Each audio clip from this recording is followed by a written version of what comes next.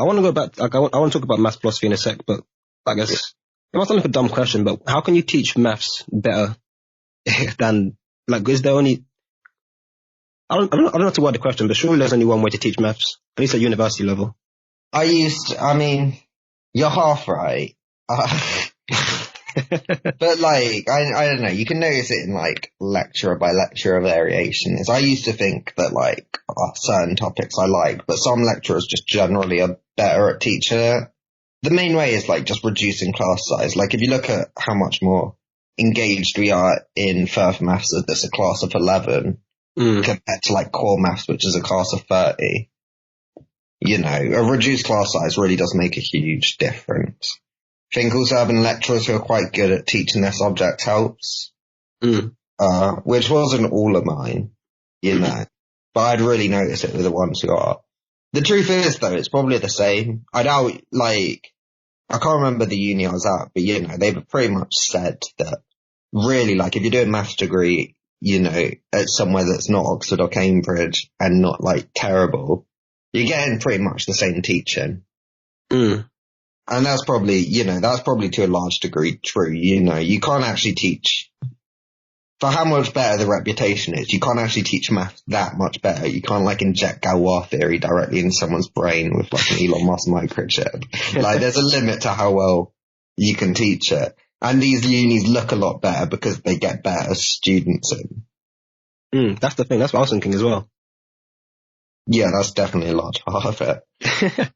There's the choice of like what you get to do and stuff as well. Like, you know, what topics are admitted and what topics aren't. But I mean, I'm not a lecturer, so I can't tell. I'm no expert on that. My guess is it's broadly the same.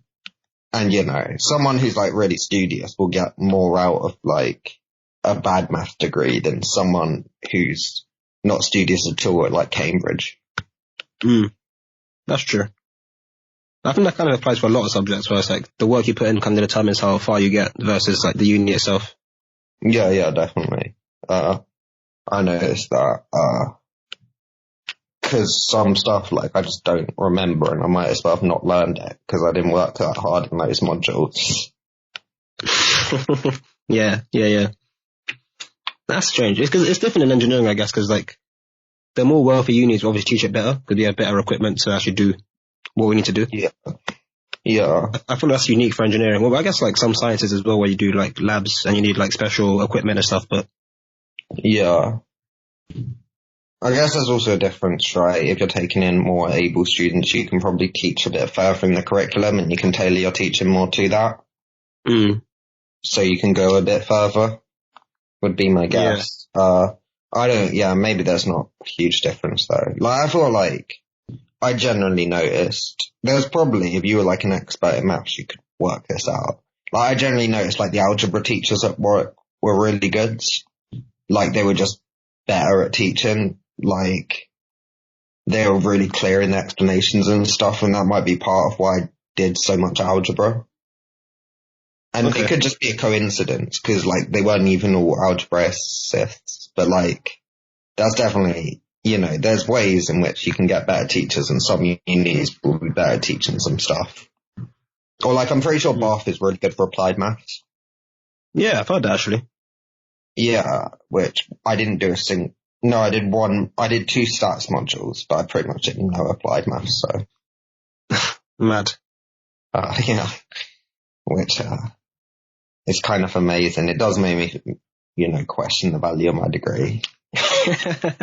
Yeah, I was about to say, like, surely you'd think a maths degree would have a bit of everything. How'd you get away with missing out all that? I guess you did philosophy for a bit as well, but still. Yeah. So, like, you know, I did philosophy, which means I can't do all the maths. And the maths, when I get a miss maths, it would generally be applied. I also, like, there are probably 1 or 2 applied modules that I on record did. But work's quite flexible. You can do more modules than are on record. So you can do more than, like, the amount you need to do of modules. Oh, I know what you mean, like extra. And I generally do like 2 extra modules and then just not go to the exams for the 2 modules I dislike the least or dislike the most. So that's part of how I got away with, I don't know, I don't want to be selling people hacks in the system, but I'm pretty sure like there was some applied modules that's a way you can skip applied modules. I generally choose against them. But like you have to do, with my degree, you have to do the whole maths core and the whole philosophy core. And that's a lot of modules. And so some stuff's just going to get dropped. And for me, that's always going to be applied maths. Yeah, I get you. I heard that like doing what's it called, a joint honours or whatever, if you do like double subjects, people always think it's like 50-50, but it's more like 60% of both. You end up doing way more work that way. Yeah, that might be true. I only probably did like 2 extra modules more overall than the average math student. But, it's a bigger cognitive load sort of switching between 2 subjects all the time, Like, it's really hard to be doing maths for like 4 hours and then go into a lecture and have to think about why tables don't exist while like your whole head is working on like a topology problem. Like, I find it hard to switch gears like that. That might be where it's more like to. There's also stuff like, say I wanted to do a lot of PDEs, but to do PDEs you need to have other stuff, you need to know quite a bit of analysis.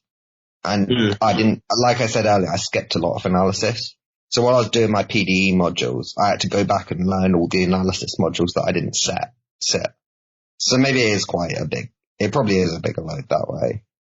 I had to learn a lot of the stuff that I didn't end up setting, just like in my own time. We hope you guys enjoyed that clip. If you want more content, be sure to check out our full episodes either here on YouTube or down below through the link in the description to find podcasts wherever you typically find your podcasts. Alternatively, in the meantime, you can follow us on social media to stay up to date between episodes. Either way, I'm happy you guys were here to join us today. I hope you enjoyed the clip.